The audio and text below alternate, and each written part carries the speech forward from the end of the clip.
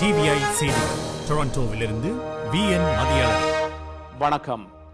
NDP தலைவர் jack லேட்டன் ஓய்வூதிய கொடுப்பனவுகளை வலுப்படுத்தும் தமது நடவடிக்கைகளுக்கு மாகாண முதல்வர்கள் பக்கபலமாய் விளங்க வேண்டும் என கேட்டுள்ளார்.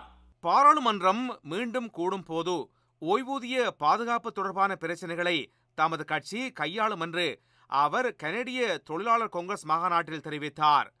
கடந்த 31 ஆண்டுகளில் எதிர்க்கட்சியின் பலம் முதற்தடவையாக அதிகரித்துள்ளது என இந்த கூட்டத்தை அடுத்து செய்தியாளர் மத்தியில் ஜாக் லேட்டன் பெருமைப்பட கூறினார்.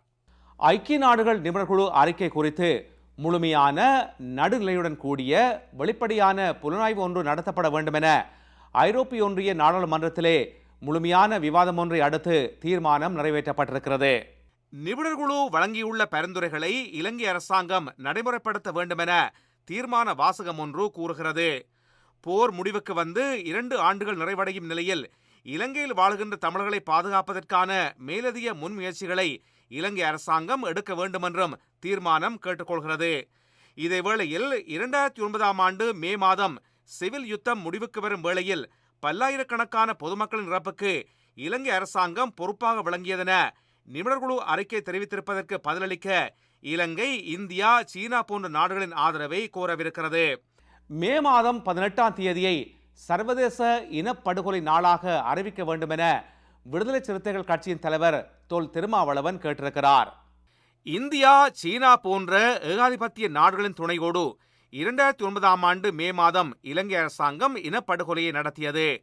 போரின் இறுதி 5 தினங்களில் 50,000 தமிழர்கள் கொல்லப்பட்டனர்.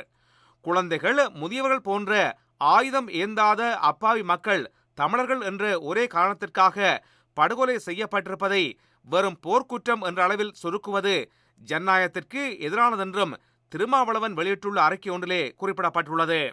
லிபிய தலைவர் கர்னல் மோமர் கடாஃபியின் பாப் அல் அசீசியா வளாகத்தின் மீது நேட்டோ ஏவனை தாக்குதல் நடத்தியதை அடுத்து லிபிய அரசாங்கம் வெளிநாட்டு ஊடகவியலாளர்களை அழைத்துச் சென்று சேதங்களை நேரில் காண்பித்துள்ளது.